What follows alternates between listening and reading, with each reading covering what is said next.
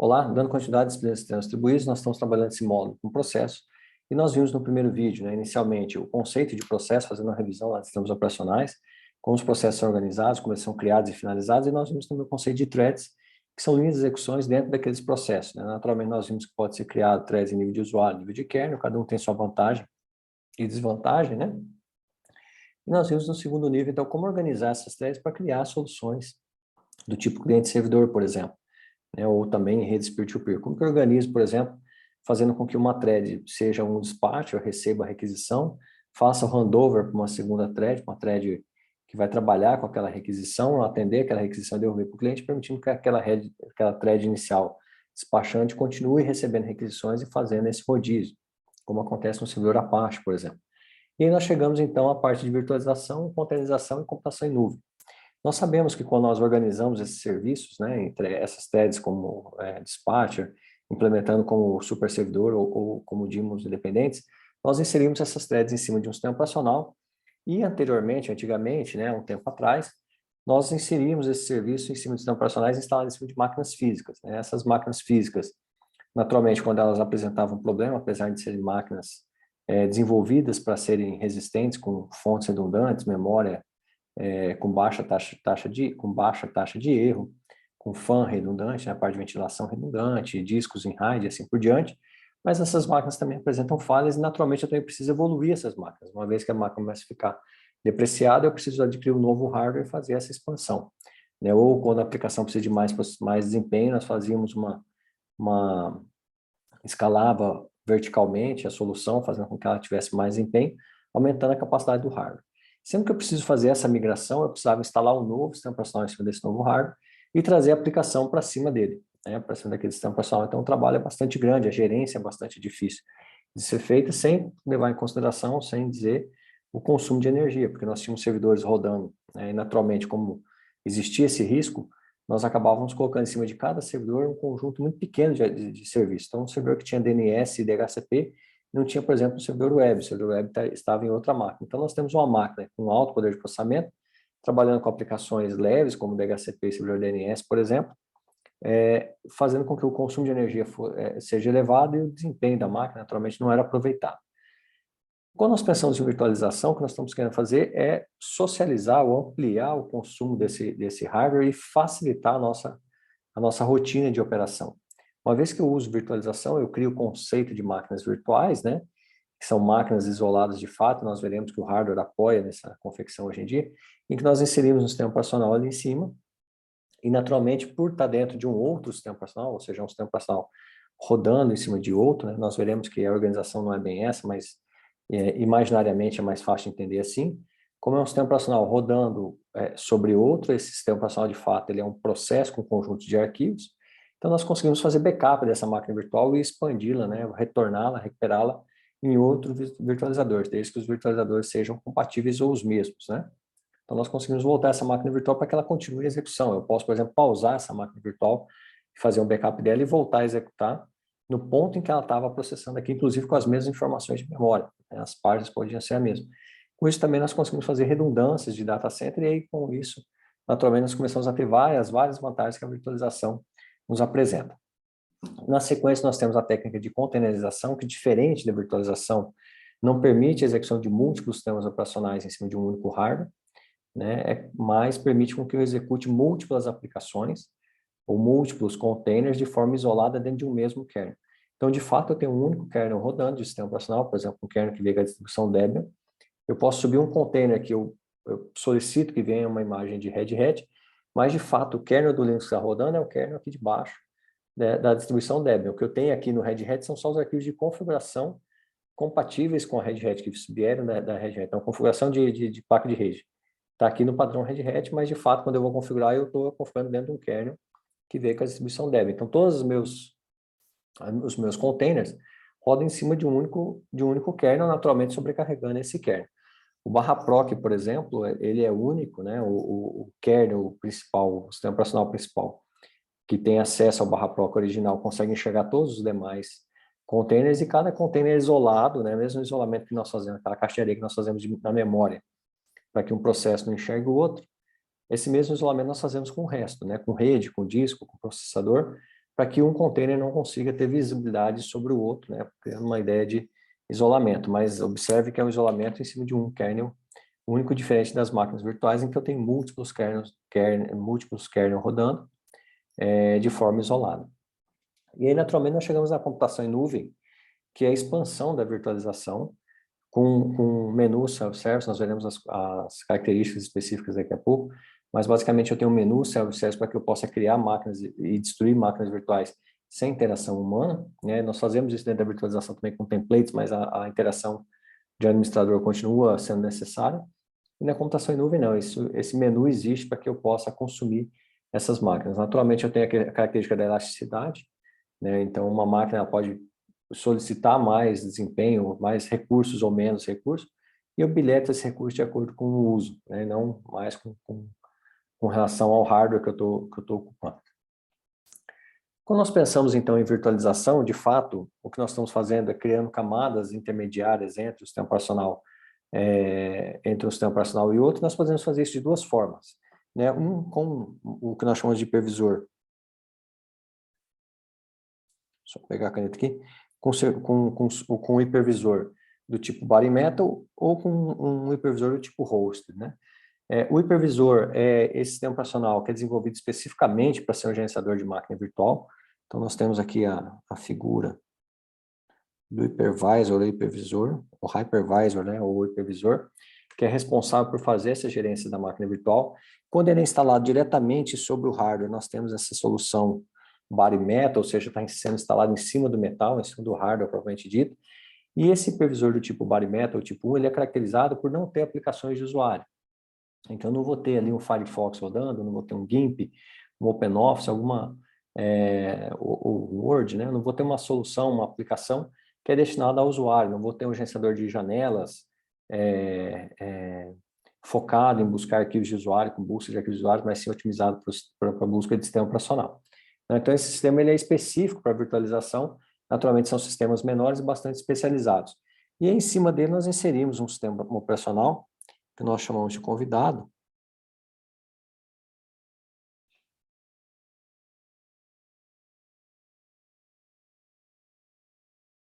que é o sistema operacional convidado, né, o guest, que é instalado em cima desse sistema, desse hypervisor, que nós também conhecemos como sistema operacional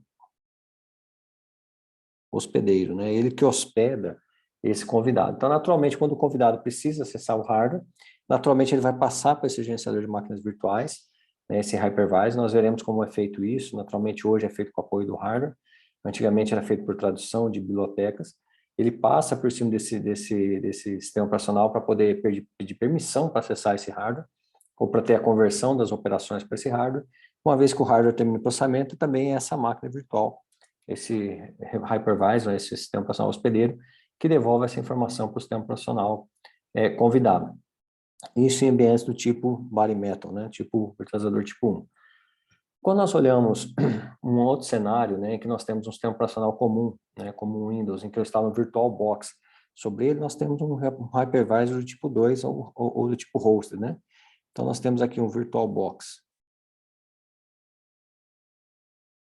que é um hypervisor tipo 2, um hipervisor do tipo 2, que roda sobre ele também um sistema operacional, e a interação, então, desse sistema operacional é com esse gerenciador de máquina virtual do tipo 2, que naturalmente consome recursos no sistema operacional de uso geral.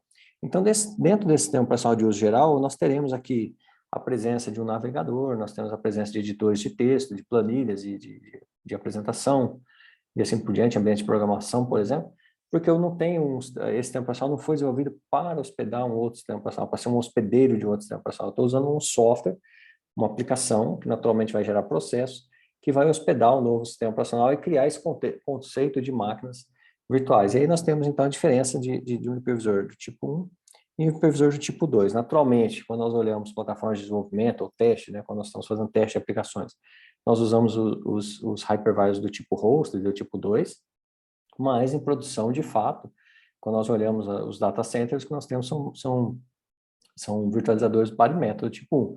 Né? Os virtualizadores mais conhecidos é o ESXi, né, aqui da VMware. E a VMware, nós sabemos que foi a empresa que criou o conceito de virtualização nos processadores i386, lembrando que a virtualização lá existe desde o VM370, do IBM 370, dos mainframes, em que ele virtualizava, ele dividia trechos do hardware, né, o hardware em pedaços, entregava para cada uma uma instância do sistema operacional do VM370 para cada uma desses pedaços com aplicações em cima. Então, a virtualização em mainframes ela é bastante antiga, né, uma técnica bastante antiga, né, até porque o hardware dos mainframes era bastante potente, mas a técnica de virtualização em cima de processadores i386 foi criada pela VMware. Naturalmente, isso aconteceu porque não existia dentro dos processadores i386 recursos como existia no VM370 para fatiar o hardware, até porque o hardware era muito limitado. Então, criou-se um sistema de interpretação binária, que nós vemos daqui a pouco, para que essa virtualização fosse possível, e daí, posteriormente, os processadores começaram a apoiar essa virtualização com o Intel VT, por exemplo. Nós temos também um outro virtualizador tipo 2, chamado Hyper-V, que é da Microsoft. Naturalmente, ele é um híbrido, né?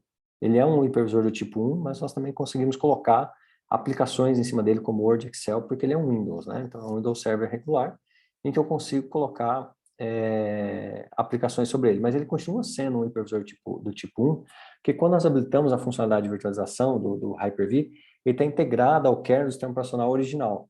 É diferente da situação que nós temos aqui no caso do VirtualBox. O VirtualBox é um processo, é uma outra aplicação, eu instalei ele como se fosse uma aplicação, essa aplicação como se fosse um editor de texto, é o mesmo processo.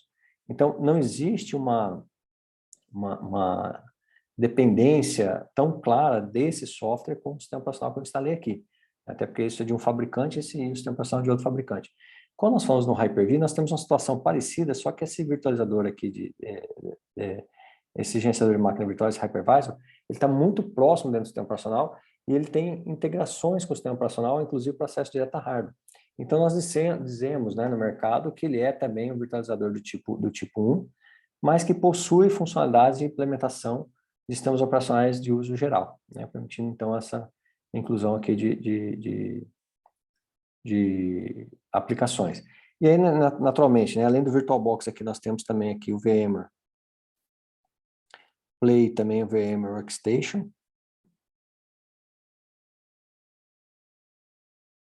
E o VMware Server também, que são virtualizadores do tipo 2. E assim por diante, né? Existem outras soluções.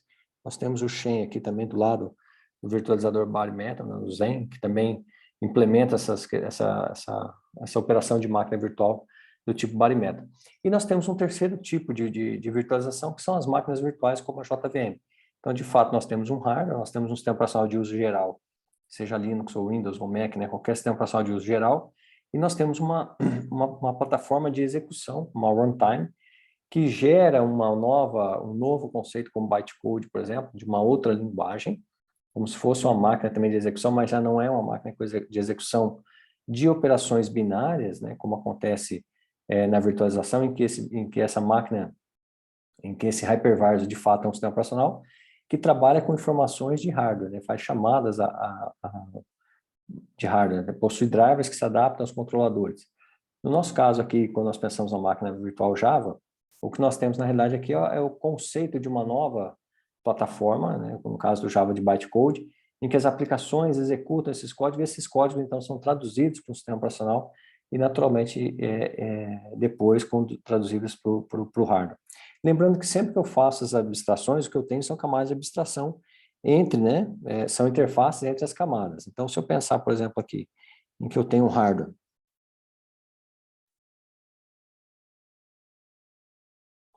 e eu preciso fazer com que esse hardware troque informação com o sistema operacional,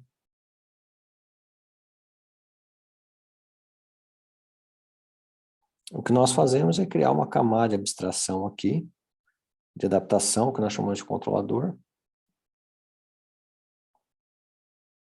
E aí dentro do sistema operacional nós implementamos também essa interface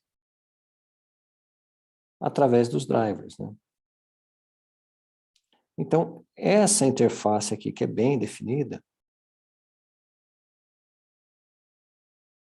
permite com que eu faça, me permite, né, fazer com que o sistema operacional obtenha a informação do hardware e ao mesmo tempo consiga enviar informações para esse hardware, fazendo com que a troca de informação aconteça. Então, essa mesma situação é criada aqui quando a gente olha para a JVM, né? Eu tenho naturalmente aqui agora uma máquina Java ali em cima, criando uma nova linguagem para as aplicações, e naturalmente eu vou ter aqui uma camada de adaptação,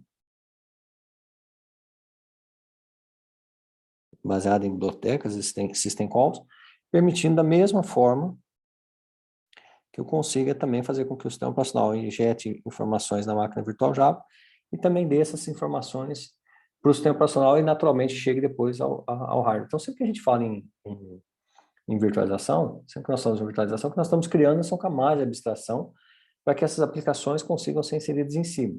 Naturalmente, quando eu quero colocar um sistema operacional sobre o outro, a camada de abstração é muito mais complexa do que quando eu quero colocar uma aplicação em cima de um sistema operacional. Lembrando que quando eu vou colocar uma aplicação em cima do sistema operacional, no caso aqui, quando eu tenho essas aplicações, elas precisam mandar informação para o sistema operacional, o que eu crio aqui são bibliotecas e a biblioteca fazem system calls, né? Então eu acabo tendo um nível de abstração mais alto, porque eu estou perto da aplicação, então fica mais fácil de criar essa interface. Mas o conceito de abstração é o mesmo. Sempre que eu preciso ampliar o nível de abstração, eu crio uma interface, né, a mesma ideia de um middleware, quando a gente usa um middleware, então nós criamos uma interface, fazendo com que o software que vem em cima consiga, então, se adaptar ao software que está embaixo. A mesma coisa que acontece com a máquina virtual Java. Nesse cenário, quando nós pensamos, então, no surgimento da virtualização para a i386, o que nós tínhamos, né? Como eu falei anteriormente, no IBM 370 já existia a ideia da virtualização, que nós conseguimos fatiar o hardware. Então, o próprio sistema do mainframe fatiava o hardware e falava, olha, da memória de 0 até o endereço 1000 era entregue para a máquina virtual 1, 1001 até 2000 para a máquina virtual 2.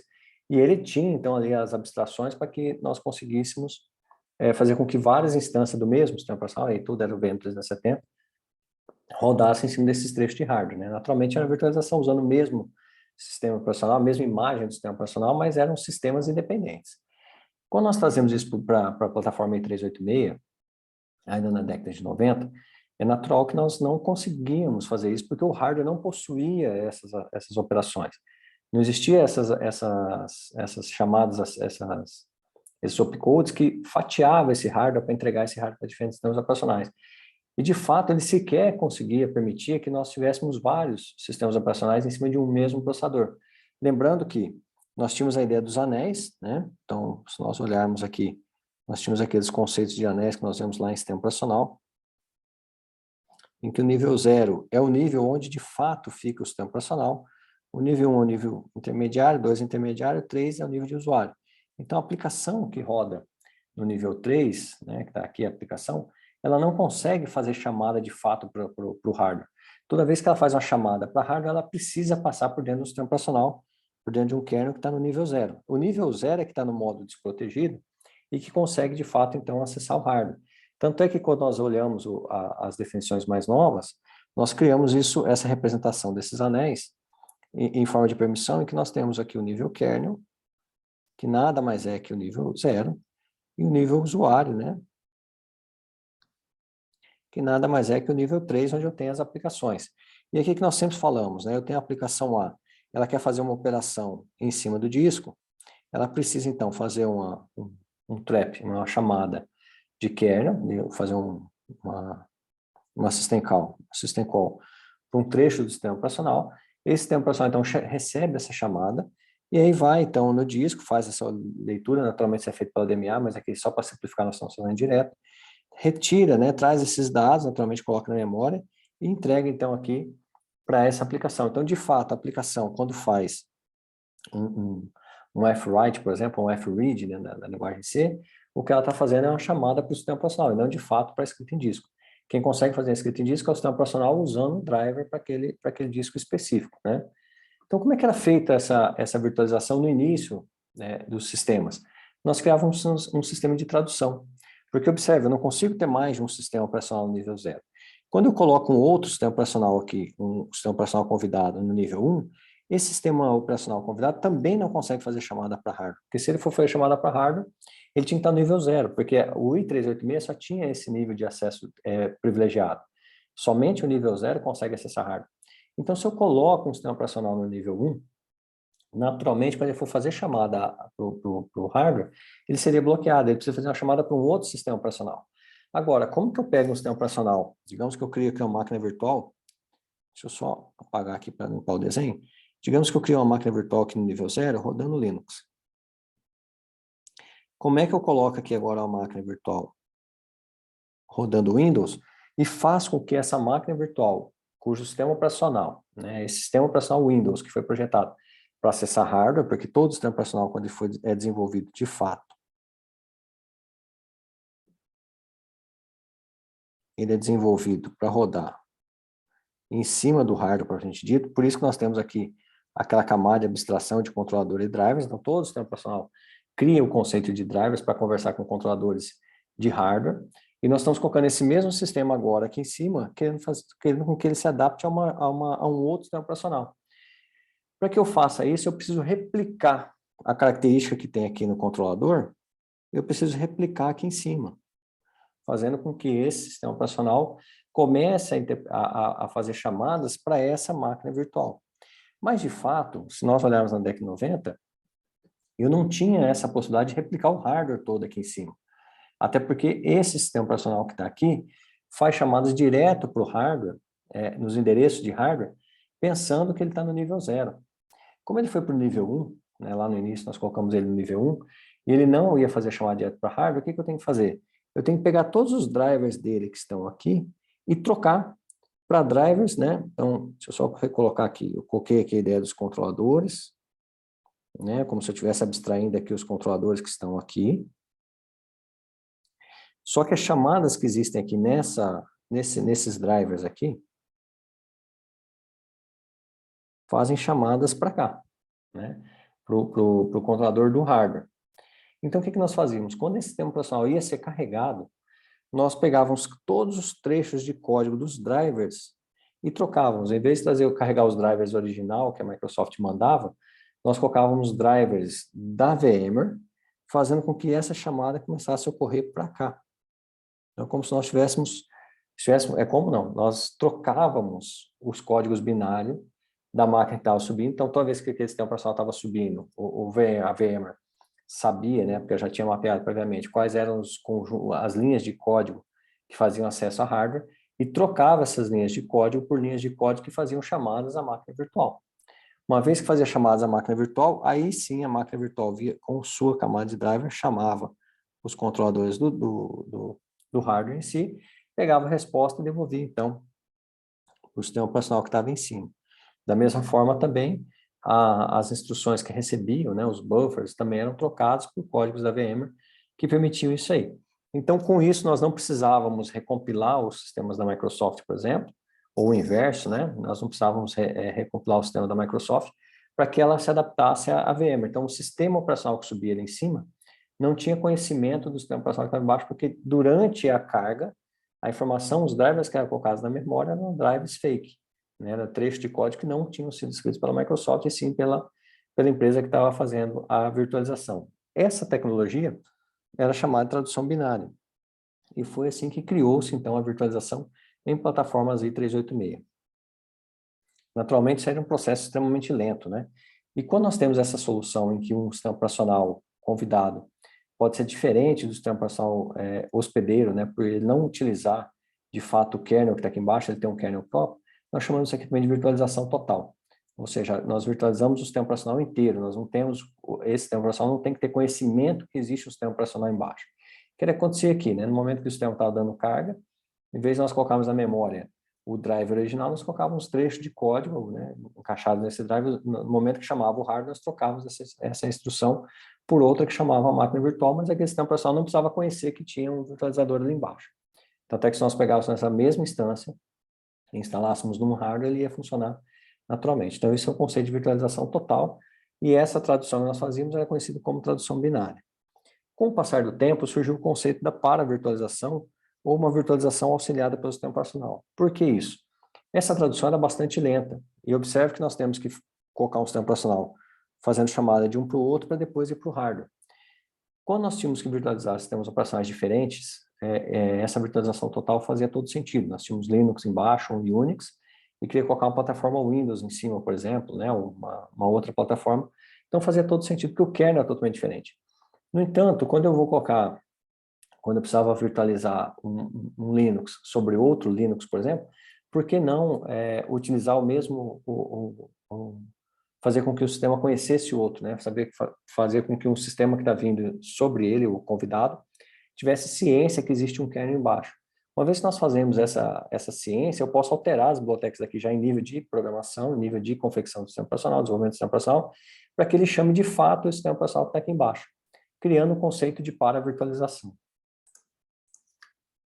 Quando nós fazemos isso, né, ou seja, o sistema operacional que está vindo aqui em cima, o convidado, ele tem consciência que existe um outro sistema operacional embaixo dele. Então, de fato, o que ele faz durante o desenvolvimento, ele já é modificado para fazer chamada aos drivers que existem no sistema operacional, no host, né, no sistema operacional que está hospedando, no hospedeiro. Então, ele faz chamada direta para cá e esse sistema naturalmente faz chamada para o hardware e isso aqui volta. Então, agora nós temos uma virtualização apoiada pelo sistema operacional e como o sistema operacional de cima, né, o convidado conhece a existência de um host, observe que ambos podem rodar no nível 0, porque de fato eu faço a instalação de um só. Né, eu faço a instalação de um sistema operacional e depois eu instalo módulos que cria esse novo sistema operacional em cima dele, criando o conceito de para-virtualização. No conceito de para-virtualização, por exemplo, é possível fazer com que um SO faça chamada direto para o hardware, porque ele conhece quais são os drivers que estão aqui embaixo. Então, ele pode simplesmente fazer chamada para esses drivers, né? Então, observe que o driver que eu estou usando dentro do sistema operacional convidado são os drivers do hospedeiro. Eu não tenho drivers individuais, como nós tínhamos aqui, né? Que eu tenho o convidado na virtualização total com seus próprios drivers e a máquina virtual, o gerenciador de máquina virtual ou host, né, com o hospedeiro com seus próprios drivers também. Aqui nós temos uma camada de drivers só, né, e o convidado, naturalmente, agora já sabe que existe um sistema operacional embaixo e faz chamada direta, então, para as bibliotecas. Nesse caso, o /proc do sistema de cima é o /proc do sistema operacional hospedeiro. Não existe um /proc, né? Lembrando que o /proc é um diretório montado em memória que concentra todas as informações de um sistema Unix, né? Unix-like, então Linux naturalmente. Então, o /proc que eu consulto aqui no ambiente para-virtualizado, na realidade, é o /proc do sistema operacional que eu tenho embaixo do hospedeiro. Naturalmente, isso aqui só pode ser feito quando os sistemas operacionais são equivalentes, né? Porque eu preciso chamar os drivers aqui diretamente e eu preciso primeiro modificar esse sistema operacional para que ele saiba que existe outro embaixo e eles precisam ser compatíveis em nível de chamada, organização de memória, arquitetura e assim por diante.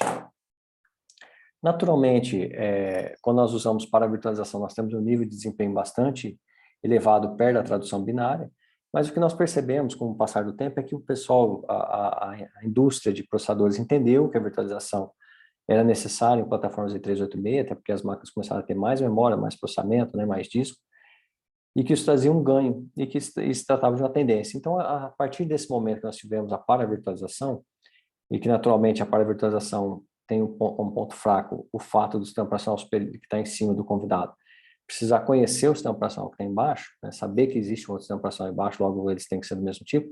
Essa desvantagem fazia com que a para-virtualização não pudesse ser muito explorada, porque eu só podia ter um virtualizador Linux com sistemas Linux. Toda vez que eu precisava colocar uma máquina Windows em cima, eu tinha que instalar ela em hardware ou fazer a tradução binária. Com isso, os fabricantes de processadores, né, de hardware começaram a apoiar também a virtualização. Então, assim como nós temos na para-virtualização uma virtualização que é auxiliada pelo sistema operacional, nós passamos a ter, com o tempo, uma virtualização que passou a ser assistida pelo hardware. Então, de fato, o que nós temos hoje, né, se nós olharmos essa linha aqui de permissões, então nós temos o nível kernel, o nível usuário. O que nós temos de fato são dois kernels totalmente diferentes. Aqui o kernel do hospedeiro sendo executado e aqui o kernel do convidado sendo executado, ambos rodando no nível 0, né? Ambos rodando no nível totalmente privilegiado. E quando o convidado precisa acessar o hardware, né, esse convidado acessa o hardware diretamente. O driver que ele chama é o driver dele mesmo, e ele de fato fala com o controlador do hardware. ele não fala com o controlador do sistema hospedeiro. No entanto, o hardware, quando percebe que existe essa chamada, ele cria uma trap, né, uma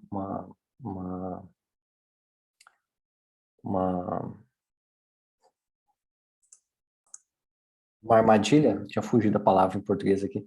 Então, ele cria uma trap. Uma vez que eu chamei esse hardware chama, faz uma op call, o que é bastante incomum, né? Era bastante comum em sistemas mais antigos. Ele faz uma op call agora para o sistema hospedeiro. O sistema hospedeiro, então, libera essa operação, então fala, ok, essa operação pode ser executada.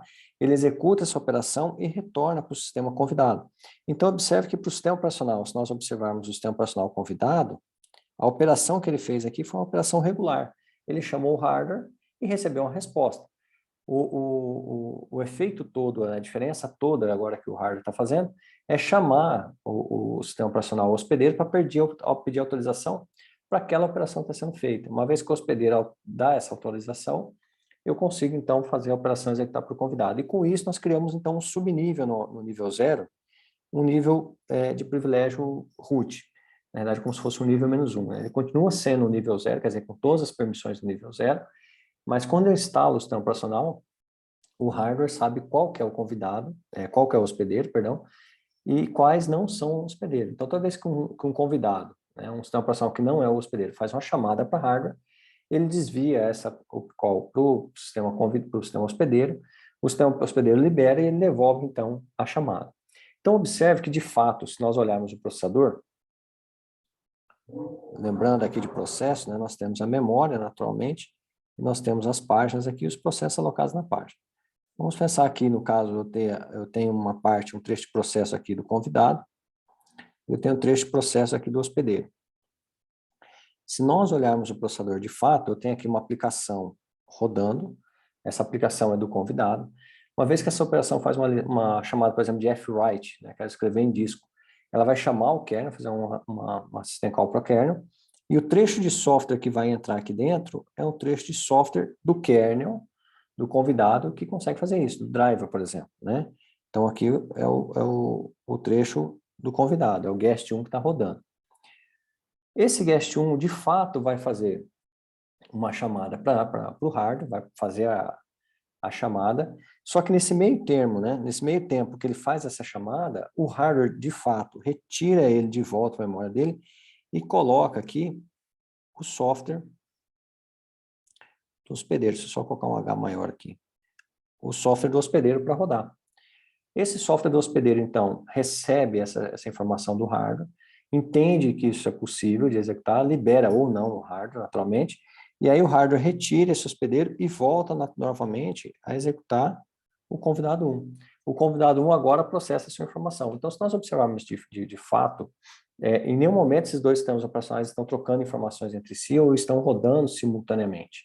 É claro que se eu tiver mais de um processador, pode acontecer de processo de um dos dois sistemas operacionais, cada processador tem um processo de um rodando, né? Um processador está um processo do convidado, no outro processador está o processo do hospedeiro. Mas não existe interação entre esses dois sistemas operacionais. Quem faz toda essa operação hoje é o hardware. Ele recebe a chamada do convidado e busca o software do hospedeiro que vai fazer essa autorização. Então, imaginariamente falando, nós temos essa visão de que, de fato, o convidado chama a máquina virtual, o hypervisor está no nível privilegiado, que chama o computador, mas de fato não existe, isso é só uma coisa da nossa cabeça, uma coisa imaginária, de fato eles estão em paralelo.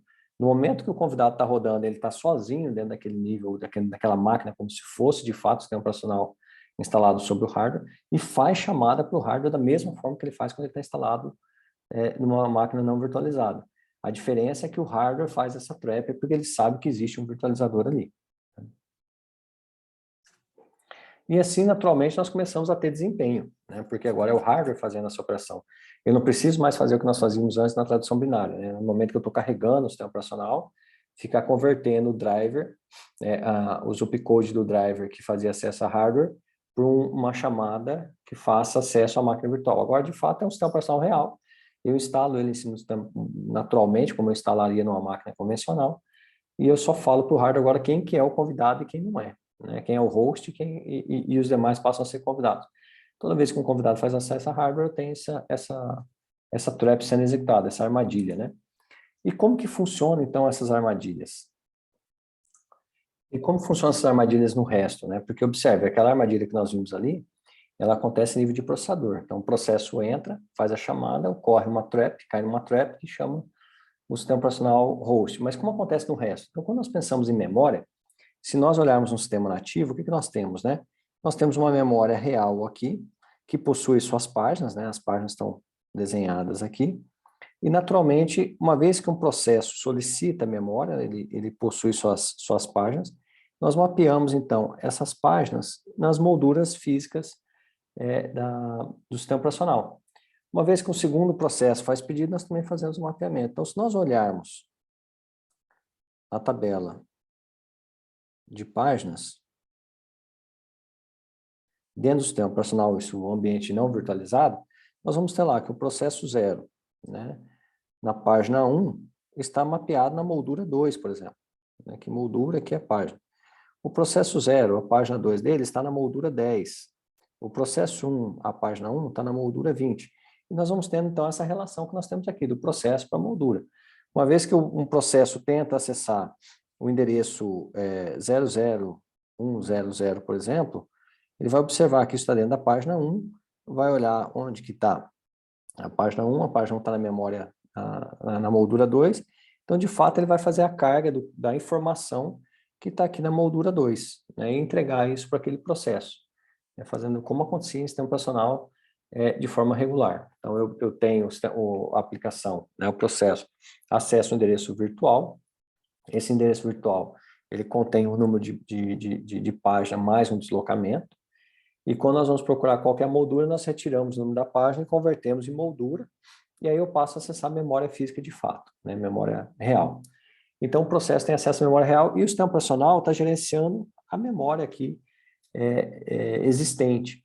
Então, numa hora que ele precisa, né, um processo precisa de mais páginas, e eu não tenho moldura mais disponível, né, aqui observando, nós temos todas as molduras ocupadas, digamos que esse processo agora precisa acessar essa página 3.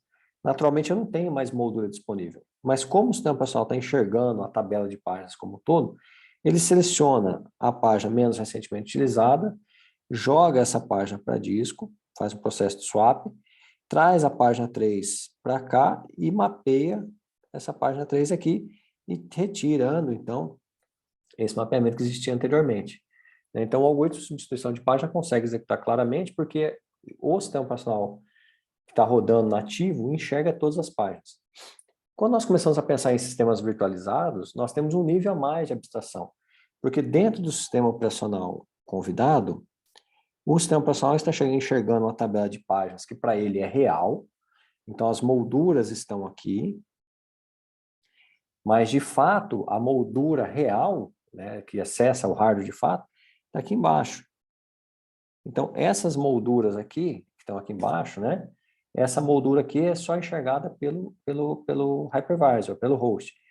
O convidado, ele enxerga uma tabela de páginas deles aqui que ele entende que ele acha que é uma moldura.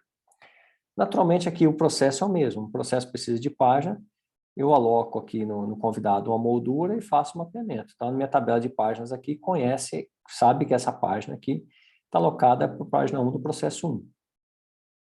Naturalmente, de fato, essa página 2 aqui, né, que está alocada para a moldura 2, perdão, que está alocada para a página 1, deixa eu só colocar o número aqui para a gente não se perder. Então, olha só, a página 1 do processo 1 está mapeada na moldura 2.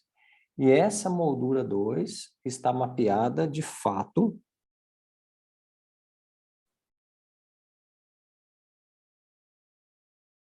na moldura 4 do sistema hospedeiro.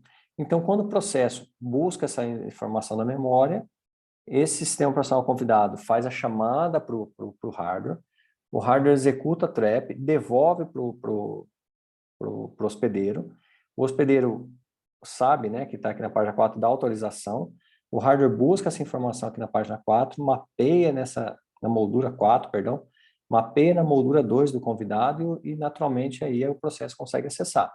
Então o hardware faz todo esse processo para a gente. No entanto, nós temos um problema. Lembrando que nós temos dois tipos de falta de página. Falta de páginas maiores e falta de página menor. O que é a falta de página menor? Né? Só para nós relembrarmos. Uma vez que um processo precisa de uma informação, e essa informação, essa página não está não tá mapeada na tabela de páginas, mas o conteúdo dela está na memória, nós simplesmente remapeamos na tabela e entregamos de volta aquela página para a aplicação. Isso é uma falta de página menor. Uma falta de página maior, a aplicação ela precisa de um dado, o dado não está na memória, eu vou em disco, então trago aquela informação para a memória e entrego a página para a aplicação. Então, só para a gente exemplificar, só para exemplificarmos, né? Eu tenho a memória aqui, a minha aplicação, né, pediu, vamos pensar no ambiente não virtualizado agora. A minha aplicação pediu para acessar, né, pensando que isso aqui agora é um sistema real. A minha aplicação pediu para acessar a página 1, eu olho minha tabela de páginas, tem lá processo 1, a página 1 não está mapeada, não existe mapeamento aqui, né? Então, quer dizer, na realidade ele nem está na tabela. Quando eu olho ele nem está na tabela, o que eu faço? Eu vou lá no disco, pego o conteúdo dessa página 1, trago aqui para minha moldura 2, esse conteúdo, e faço agora o mapeamento. Olha, agora a página 1 está na moldura 2. E entrega essa informação para o processo. Então, essa falta de página foi uma falta de página maior, porque eu tive que trazer informação do disco.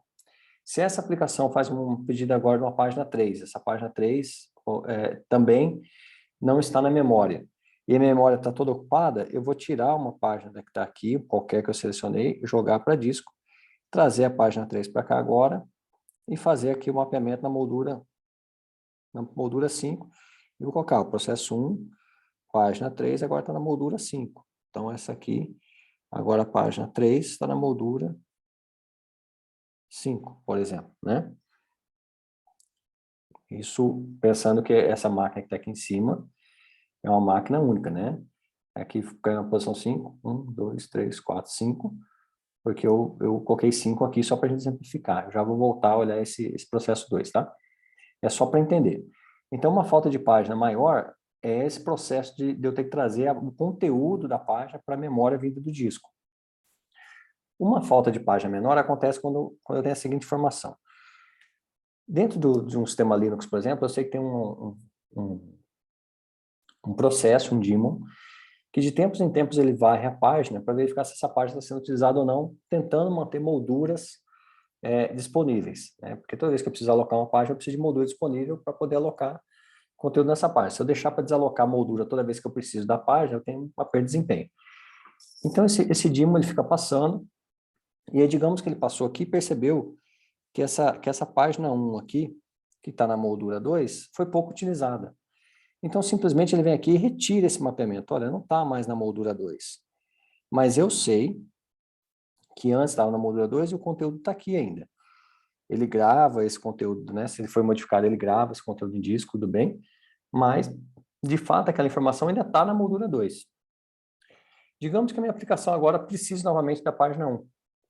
Ele vai olhar e falar, olha, a página 1, né, o conteúdo dela ainda está aqui, mas ele não está mapeado mais na minha tabela de páginas. Então, ele vem aqui simplesmente e remapeia. Fala, está na moldura 2 de novo. E aí a informação passa a estar disponível. Então, observe que eu não precisei buscar a informação no disco. Ela já estava na memória. O que eu precisei fazer simplesmente foi repreencher a tabela de páginas. Nesse cenário, observe que toda vez que eu preciso tirar uma moldura de página, de fato, quem faz isso é o sistema hospedeiro. Ele está fazendo ali embaixo. Toda vez que um processo que está aqui precisa de uma página e eu tenho uma falta de página maior, não tem problema nenhum. Por quê? Porque esse sistema operacional agora convidado vai fazer uma operação para disco, o sistema vai gerar uma trap, e esse sistema operacional que está aqui embaixo, né, o hospedeiro, vai fazer de fato esse mapeamento aqui, colocar o conteúdo aqui, dar ok pro disco, né, ele chamou, o hardware, então o hardware faz a trap, o hospedeiro dá ok, a DMA vai colocar esse conteúdo ali naquela página, aqui embaixo, vai fazer o mapeamento do processo, do jeito que nós fizemos aqui, né, da página, e vai voltar aqui para cima, também fazendo esse mapeamento aqui. Então, de fato, quando eu tenho uma falta de página maior, o sistema operacional hospedeiro consegue saber o que está acontecendo. Se depois eu precisar fazer uma troca de página, né, está faltando página no meu ambiente hospedeiro, eu posso retirar essa página aqui e jogar para o disco, porque eu sei quem é que estava mapeado aqui. Toda vez que essa máquina virtual tentar acessar essa moldura aqui, virtual, eu remapeio aqui a moldura física de fato, né? Então, eu posso remapear, eu posso até remapear em outra posição, mas eu sei o que está acontecendo, porque eu sei que aconteceu essa falta de página maior. No entanto, quando acontece uma falta de página menor, digamos que novamente aqui, ele fez essa regressão, eu tinha já a informação aqui, né? Fiz essa alocação inicial toda aqui, em que eu mapeei, e esse sistema operacional que está aqui em cima continua executando, e esse sistema operacional aqui entende, o convidado, entende que agora eu posso desalocar essa página ali, mas mantém o conteúdo na memória. Nesse momento, eu como sistema operacional, o sistema operacional hospedeiro não sabe que isso aconteceu, porque isso está acontecendo só dentro do sistema operacional convidado. Naturalmente, se ele faz um novo mapeamento, né, ou não, eu nunca vou saber, porque eu vou ficar sempre achando que essa informação está aqui ainda. Porque, digamos que ela não tenha sido modificada, ele simplesmente limpou, mais tarde ele pode fazer uma nova alocação aqui, e eu não vou perceber aqui embaixo, porque eu não tenho mais essa relação, porque a falta de página que aconteceu nesse foi uma falta de página menor, né? Não houve um acesso a hardware para que a trap fosse acionada, para que eu conseguisse enxergar o que está acontecendo na movimentação da memória, né? A falta de página foi menor. Nesse ponto, o hardware implementa o que eles chamam de shadow table, entradas de tabela shadow, sombras, né? Entradas sombras. Toda vez que um convidado faz uma operação que envolve a memória, para desalocar memória, né, ou remapear a memória com falta de páginas menores, o próprio hardware avisa e faz o mapeamento para nós automaticamente na tabela principal, fazendo com que então o meu hospedeiro tenha conhecimento de tudo que está acontecendo na memória virtual das aplicações dentro das máquinas virtuais, permitindo então que eu consiga, por exemplo, retirar essa página e na hora que ela precisa ser acessada eu devolvo essa página para cá, tendo controle total.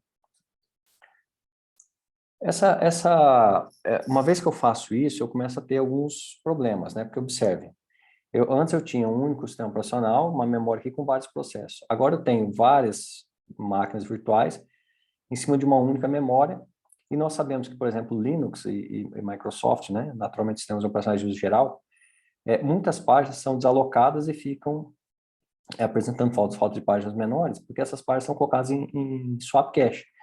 Se nós subirmos um sistema Linux com 3 GB de RAM e formos gastando memória, depois nós dermos um comando free "-m", por exemplo, nós vamos ver lá, memória total 3 GB, ocupada 1 GB, né? Ocupado 3 GB, perdão, em memória swap cache 2 GB. Então, de fato, memória usada, eu tenho 1 GB só, porque 2 GB está em swap cache. Swap cache são essas páginas que eu fui desmapeando. Então, eu tinha aqui uma página que foi mapeada, depois de um tempo, o Daemon observou que essa página não estava mais sendo utilizada, e retirou. Mas como eu tenho memória sobrando, isso fica em swap cache.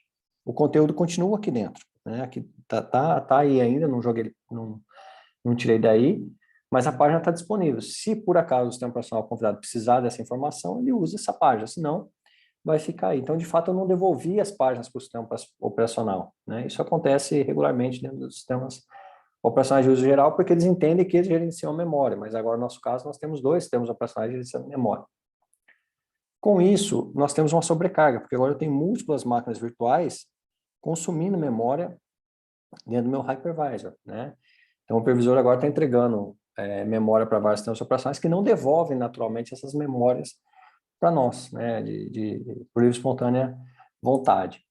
Então, com isso, até porque eles não sabem que estão no ambiente virtualizado. Então, com isso, existem algumas formas de recuperar memória em ambientes virtualizados. Primeiro, por compartilhamento transparente de página. O compartilhamento transparente, por exemplo, eu estou subindo 2 máquinas virtuais com Windows Server. Naturalmente, os drivers desse Windows Server são os mesmos. Então, em vez de eu alocar memória real, né, para os 2 drivers de rede das 2 máquinas, na verdade, eu aloco um só e eu mapeio as páginas de ambos para os mesmos endereços, né? Então, se eu olhar aqui, eu vou ter, digamos que o meu driver esteja nessa posição, e aqui também nessa mesma posição, eu vou mapear ambos para uma única memória real de fato. Eu estou subindo 2 drivers nas molduras virtuais. Cada um tem seu endereçamento, mas de fato na moldura física eu tenho só uma instância, fazendo com que eu comece a economizar memória. Então isso via compartilhamento transparente de páginas. Eu posso fazer compressão de memória. A compressão de memória é um item bastante complexo, porque para fazer compressão de memória eu só posso comprimir memória de páginas que eu não vou usar, né, que eu tenho certeza que eu não vou usar em um pequeno espaço de tempo, uma vez que eu vou gastar processamento para comprimir, né, então eu tinha um conjunto de molduras, eu comprimo. Se na sequência o meu convidado já pedir para acessar aquelas páginas que estavam naquela moldura, eu vou ter que descomprimir. Então ficar comprimindo e descomprimindo é uma tarefa bastante custosa, então eu tenho que tomar cuidado para só fazer compressão de páginas que eu tenho certeza que eu vou usar com pouca frequência. Temos também a possibilidade de fazer swapping do hypervisor. Esse é um problema sério, nós só fazemos esse último caso, em que eu tenho ambientes, situações em que os processos estão ocupando de fato todas as memórias das minhas máquinas convidadas, todas as memórias, né, todos os endereços das máquinas convidadas, e de fato eu não tenho mais espaço físico aqui na minha memória. Então, quando eu preciso acessar uma nova página, eu não tenho mais espaço para mapear, então eu começo a fazer swap, né, que é o que nós fazemos no sistema operacional convencional. Uma vez que eu quero acessar essa página, eu pego uma página e jogo para disco e mapeio, então, de volta essa página aqui. Naturalmente, daqui a pouco eu preciso acessar essa página aqui, eu pego essa mesma página, uma outra página, jogo para disco e faço mapeamento e vou fazendo esse swap. Lembrando que toda vez que nós fazemos swap em excesso, a máquina ela começa a entrar no sistema que nós chamamos de trash, ou seja, ela fica mais tempo processando o envio de página para disco e trazendo, fica mais tempo fazendo isso do que processando alguma coisa útil. Então, o que ela está fazendo simplesmente é processar lixo. Ela está tentando se gerenciar, jogando informação para disco, tirando, jogando informação para disco, tirando, mas de fato não entrega resultado. Então, nós temos que tomar cuidado quando nós trabalhamos com o swap do hypervisor, para não entrar no ambiente, num estágio de trash. E aí nós temos uma outra técnica chamada de ballooning, né, também criada pela VMware, que é um cenário bastante interessante. Então, o que nós observamos?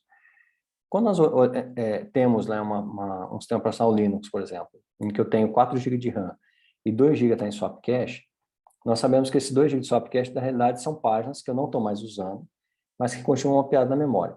Então, se uma nova aplicação entrar e começar a solicitar páginas, o sistema operacional vai pegar essas páginas de swap cache e entregar para essa nova aplicação. Então, quando nós instalamos um sistema operacional convidado, uma das operações que nós fazemos é instalar o módulo os ADD-ONs, né, os complementos, que são softwares que são inseridos dentro do sistema operacional convidado para que eu possa ter troca de informação entre o hypervisor. De fato, uma dessas coisas que nós colocamos lá é o sistema de ballooning, e aí, no geral, nós geramos uma espécie de um backdoor para o sistema operacional convidado, né? Então, o que o hypervisor faz? Olha, eu tenho 4 GB de RAM no meu ambiente convidado, e esse ambiente convidado, desses 4 GB de RAM, 2 estão em swap cache. São páginas, então, que estão disponíveis. Então, quando eu instalei esse módulo, esse ADD-ON, esse módulo de compatibilidade, esses complementos, eu instalo um software de ballooning, e o que eu faço? Dentro do hypervisor, eu vou lá para esse software ballooning e falo, começa a alocar memória. Ele começa a dar malloc, vai alocando, e naturalmente processando essa memória para que o sistema operacional entenda que ele está trabalhando, ele não faz uma alocação muito rápida também para o sistema operacional não matar ele. E conforme ele vai fazendo isso, esses 2 GB que estavam em swap cache começam a ser entregues de fato para esse sistema de ballooning, começam a ser mapeados na tabela de páginas como se fosse desse ballooning. E essa aplicação naturalmente fica varrendo essa memória para que ela não volte para swap cache. Então, com isso, nós vamos chegar num ponto aqui de ter, por exemplo, 0 GB em swap cache e 4 GB de fato ocupado. Então, esse sistema operacional convidado, né, essa máquina virtual que está aqui, o que ela está enxergando agora é que existem 4 GB de fato ocupado e não tem nenhuma memória livre, né, ou pode ter deixado aqui, vamos supor, 500 MB. né, para não ter que ficar fazendo swap também. Deixou 500 MB. Então, eu tenho 3,5 GB de fato ocupado e 500 MB em swap cache. E essa minha aplicação, que agora é a aplicação do hypervisor, fica varrendo essa memória, né, para mostrar que está em uso. E eu lá embaixo, e o hypervisor lá embaixo agora sabe que essa memória toda, essas páginas que eu estou consumindo aqui, esse 1.5 GB de páginas, que o sistema de obtenção de memória pegou, pode ser desocupado. Então, se nós voltarmos aqui no nosso ambiente, é como se eu tivesse aqui o processo 2, sendo um processo de bounding, ele vai fazendo requisição e vai ocupando essas memórias que estavam aqui disponíveis, vai ocupando, ocupando, ocupando, e naturalmente quando faz isso, eu sei onde que elas estavam mapeadas aqui embaixo. E agora, então, eu, como hospedeiro, posso simplesmente jogar essas páginas aqui para disco, porque esse software que está fazendo isso aqui é um software meu, que não vai acessar essas páginas enquanto eu não autorizar o acesso, e eu posso pegar essas páginas aqui, então, e entregar para outra máquina virtual, né? Eu posso mapear esse espaço aqui para outra máquina virtual, fazendo com que essa outra máquina virtual agora tenha acesso a essa memória. Então, observe, uma vez que eu comecei a fazer essa locação se refletiu aqui embaixo. Não observe os quadradinhos aqui, porque não dá para desenhar certinho, né? Esse trecho eu joguei para disco, e eu peguei esse trecho agora e entreguei para outra aplicação. Então, de fato, esse sistema operacional, máquina virtual 1, né, o sistema operacional computador máquina virtual 1, acha que essa memória está sendo ocupada, de fato, mas não está sendo ocupada por ele, está sendo ocupada agora por outra máquina virtual, e eu só, com o meu processo aqui, meu balo que está aqui dentro, estou garantindo que ele não acesse esses endereços, né? Então, estou retirando essa memória, otimizando o uso da memória pelo hypervisor, né? Naturalmente, depois que toda a sobrecarga do hypervisor passou, quer dizer, a memória começou a sobrar memória, né, nos hosts, até porque os balões vão retirando essa memória, eu começo a desinflar esses balões. Então, eu mando mensagem agora para esse software e falo, ó, pode desalocar a memória. Ele começa a dar free, e aquela memória, então, antes que estava alocada, volta a ser swap cache. Uma nova aplicação daquela máquina virtual que precisar dessa memória, começa a alocar e vai recebendo novamente essa memória naturalmente. Então, esse é o processo de bala, né? É o processo mais utilizado pela VM, por exemplo, para manter o balanceamento de memória. É claro que se eu pegar uma máquina, por exemplo, uma máquina que tem 64 GB de RAM, e começar a subir 10 máquinas virtuais com 10 GB de RAM cada um, por exemplo, eu vou ter um estouro, né? Eu tenho 100 GB de RAM possível de uso numa máquina de 64. Se esses sistemas operacionais convidados não gastam muita memória, de fato, eu consigo gerenciar o sistema. Mas vai chegar um determinado momento que nem um bala não vai resolver mais, porque todas as máquinas estão ocupando memória de fato, e o swap cache não é suficiente para começar a liberar memória para as máquinas virtuais. Aí nós vamos passar para um sistema de compressão, ou para um sistema de compartilhamento, ou para um sistema, em último caso, de swap. Uma outra, antes da gente entrar na parte de entrada e saída, uma outra técnica que existe para tentar otimizar também esse processo de operação de página, é um sistema chamado Large Pages, né, ou páginas largas. Nós sabemos que os sistemas operacionais de uso geral alocam páginas de 4K. Mas observe que quando a gente faz a alocação de páginas de 4K, nós temos que alocar a moldura virtual que fica dentro do convidado, e nós temos também que alocar a moldura real que fica dentro do hospedeiro.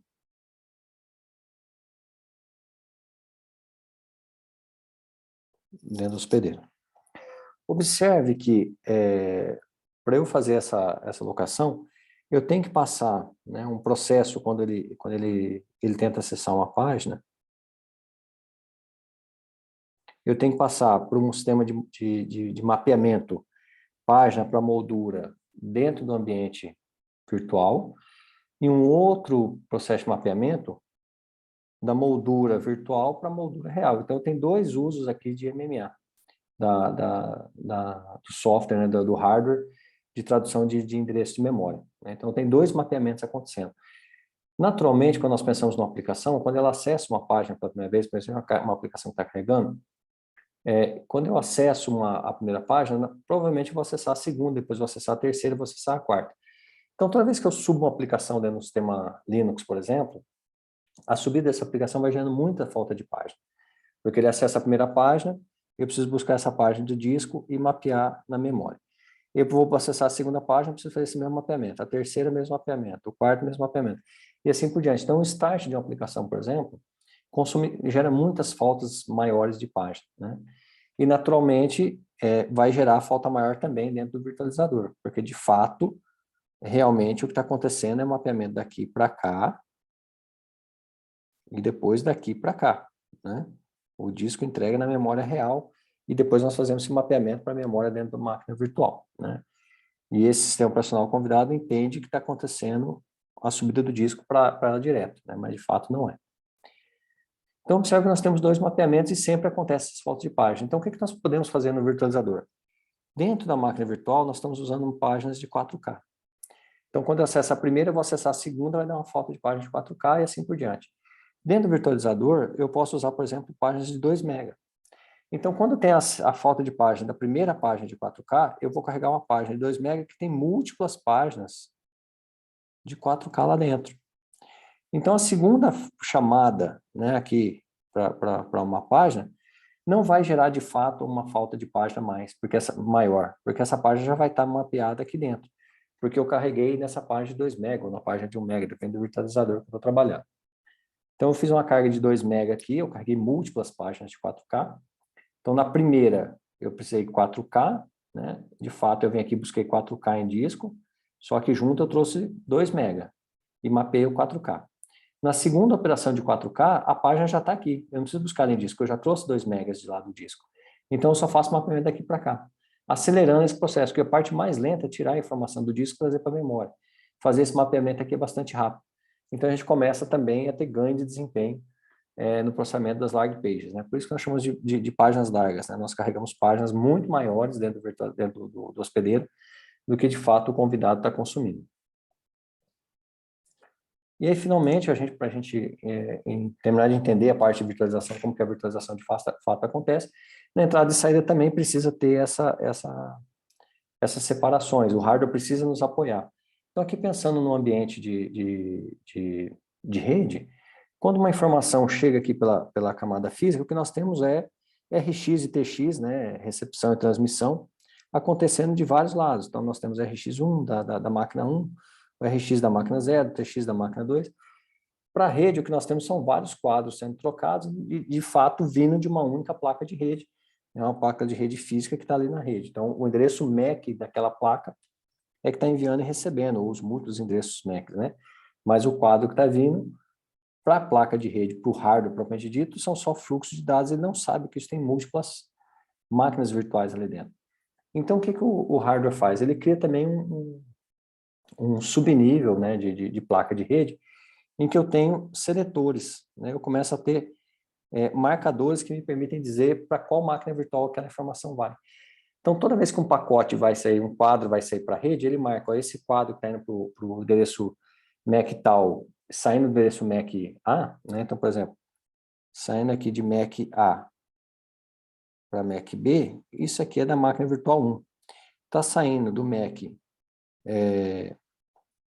vou colocar aqui A1, agora aqui MAC A2, para MAC address C, por exemplo.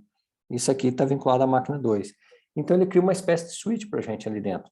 Quando essa informação, esses quadros começam a voltar da rede, ele vai distribuindo essa informação de acordo com essa marcação na fila específica. E aí eu consigo, então, dentro da implementação de uma espécie de um switch, dentro também em nível de hardware, eu consigo fazer com que essa informação chegue específico para a máquina virtual que eu preciso tratar, né? Porque eu crio placas de rede também virtuais ali dentro. Então, o driver que está conversando faz uma chamada para a rede. Quando ele faz essa chamada, acontece também uma trap, né? Eu vou autorizar esse trânsito de rede, mas quando eu autorizo, o hardware sabe que aquela chamada veio da máquina virtual 1 e que aquele quadro que está chegando está marcado para a máquina virtual 1, então ele vai entregar. O quadro que está marcado para a máquina virtual 2, ele vai enfileirar e esperar que a máquina virtual 2 venha buscar essa informação. Ele vai fazendo, então, essa distribuição. Então, observe, quando nós falamos de virtualização, existe hoje um apoio do hardware para todos os cenários. Então, processamento para o processador, existe as traps de processador em que eu faço a requisição, a chamada, a system call, né, ou pelo opcode, e o processador faz uma trap para um kernel para autorizar. Quando nós pensamos em memória, existem as shadow tables, né, as tabelas sombras, para que, uma vez que haja uma falta de página menor, o hardware também faz aquele mapeamento automaticamente para o sistema operacional hospedeiro ter ciência do que está acontecendo na memória de fato. Quando nós pensamos em rede, também existe a criação de uma técnica, né, no caso da Intel, aqui pelo VMDQ, que cria uma espécie de um switch interno marcando os quadros, permitindo que eles saiam e entrem especificamente. Então, uma transmissão que chegou aqui para a máquina 1, ele vai enfileirar no ambiente da máquina 1, as informações para a máquina 2, ele vai enfileirar na saída da máquina 2, criando, então, canais de comunicação, criando suítes. A mesma coisa acontece com acesso a disco e com outros hardwares, né? Seguindo sempre esse mesmo processo que nós temos aqui no exemplo da placa de rede. E com isso, então, nós conseguimos fazer a virtualização total, né? Em que nós temos uma máquina, um sistema operacional independente, completo, rodando num hardware e atendendo, né? Sendo gerido por um sistema operacional diferente. Então, eu tenho um host Linux e consigo instalar um sistema operacional Windows sem uma alteração nenhuma, fazendo a virtualização total, porque agora eu tenho o apoio do hardware. Então, com isso, nós chegamos na parte de container e na sequência computação em nuvem, e isso no próximo vídeo.